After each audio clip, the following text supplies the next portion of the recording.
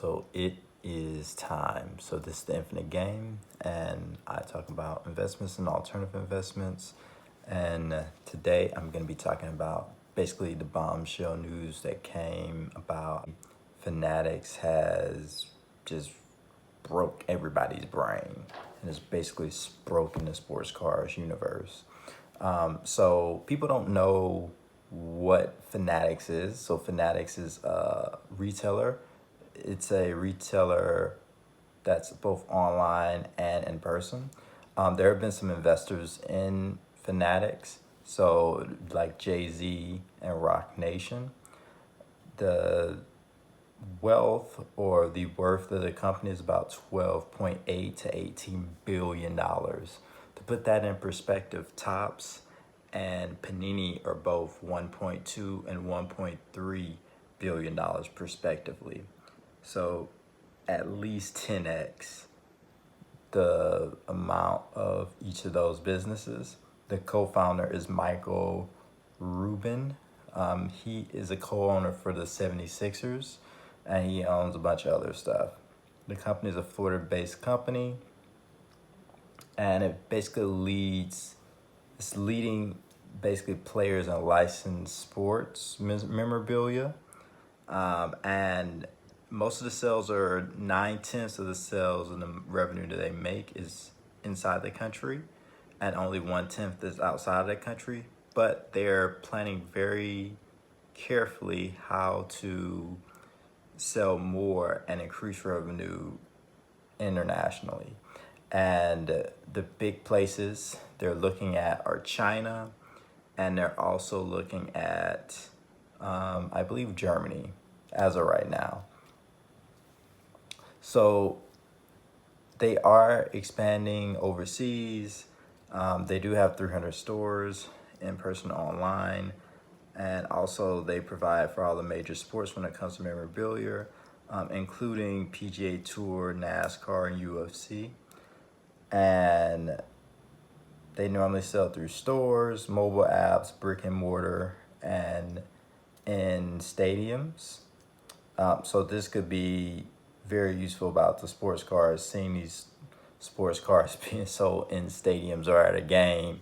You can pick up whoever rookie card, like literally at a game. That would be very interesting. So they struck a deal with Major League Baseball, and that people just thought it was going to be baseball, but they struck a deal with baseball and MLB Players Association and MLB for about, I believe, $20 million, $20.2 million. And then they struck a deal with NBA Player Association and the NBA for about $20.4 million. They've done the Player Association for the NFL, but they still haven't done the official for the NFL. And what that means is, at least as far as right now, that means that if they can make cards of the players in their likeness, but they can't have any NFL logos on it as of right now. These deals for Major League Baseball take effect on the 2023, but Topps deal with MLB is through 2025, so they'll probably be making cards all the way through there. And for basketball and football, basketball, I believe, through 2025, and NFL is through 2026. And similar story. So one of the things is, if people notice that they just got the three major sports, and then you don't need a particular deal to make hockey car. I mean, not hockey, but hockey's owned by Upper Deck, but you don't need to make a deal with soccer, because Topps and Panini both make soccer cards. So that's something apparent as well. So they can also merge in the soccer market. And Panini, I mean, unless they want to, their big ones are UFC, NASCAR, but it's really just UFC. And then you can say soccer. Those are the big two. And then Topps is a bunch of other miscellaneous stuff. And maybe people will want to buy Topps soccer cards. That's really it. There's nothing else as far as the major sports. that people really want to get. So Topps was looking to sell, and now the valuation is going to be much lower because they don't have the rights for baseball. They have it for right now, but in the future, especially long term, it's not going to work out that way. So their value has been diminished, and I think it's very possible that Fanatics could buy them. They could do the same thing with NHL just to get it from under them. I don't think they will because NHL won't have that much of a share. Revenue for NHL cards aren't as high as basketball, football, and baseball. So, I mean, they could and get Upper Deck. Upper Deck is very useful because of the exquisites. But I don't think they're going to make that move. They could make the move for Topps and buy out Topps. And then you could see return of Topps Chrome basketball and football. And you can see the continuation of baseball. Or they can do Panini, buy out Panini. And then you see Panini basketball. Or they may not go any of these routes. Maybe they just start their own company. I've seen them sell slabs, cards with like in their own slabs, but I don't think people really took them seriously. So they do have the capability of making their own slabs. Depending on, because they have the money and the resources, they could, if they're making their own cards, slab them themselves and grade them themselves, which would be very interesting if they basically take PSA out of the equation and BGS, and they just sell the cards to you in slabs. That's a high possibility. I'm not sure if they're going to do it. They haven't came out and announced that they're still working deals. But that's something to keep in mind. You could be buying boxes of cards, so hobby boxes of cards, and they're already in their slab, already graded, which will save people money, so you don't have to be buying raw cards. And then everything is already authenticated. It could be direct to consumer or even through retail. I've seen this with Yu-Gi-Oh cards where you can buy cards that are already graded in these boxes or special packs, and I think that's a real possibility. And I think they could probably keep the revenue share from grading as well. That could hurt grading companies, or they can just partner with the grading company and they grade it for them.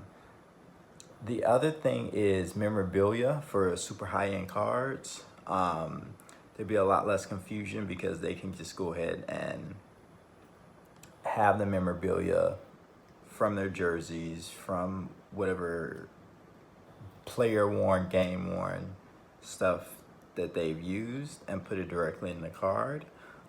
So I think you'll have less issues when it comes with authentications.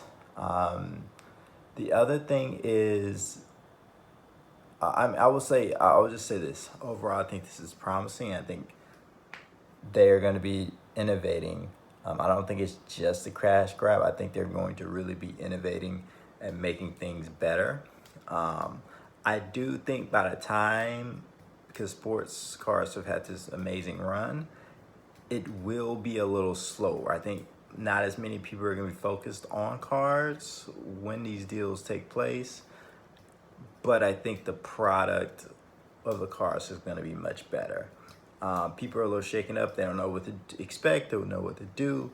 I think the biggest threat is for people who own card shops, just because depending on distribution, they already have a bunch of online stores. They can sell them online stores, and they have brick and mortar stores they can sell them to.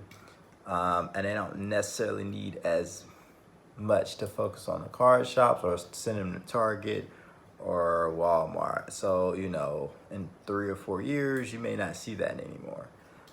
You may just get them online, and then you may see them selling their own stores or stores that they partner with, or certain warehouses. And I think it's a good news that it's Fanatics buying these companies, and it's not like Amazon, because it was like Amazon or Walmart, then card shops will be screwed. And these hobby shops will be screwed.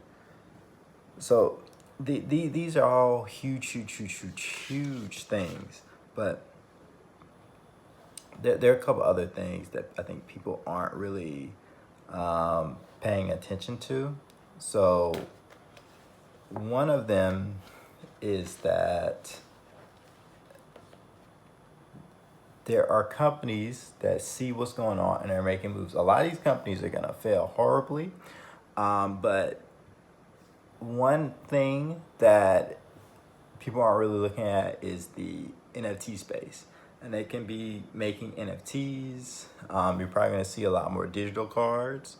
Um, I'm not sure what this will do with NBA Top Shot and other NFT projects. So if Topps want to launch, or Panini want to launch a bunch of NFT projects, I'm not sure what that means if they want to do it for football or baseball. They've done it, but I'm not sure how long that's going to last as far as the licensing, because that's going to have an effect as well. Because you're probably going to see a lot of NFTs coming from Fanatics.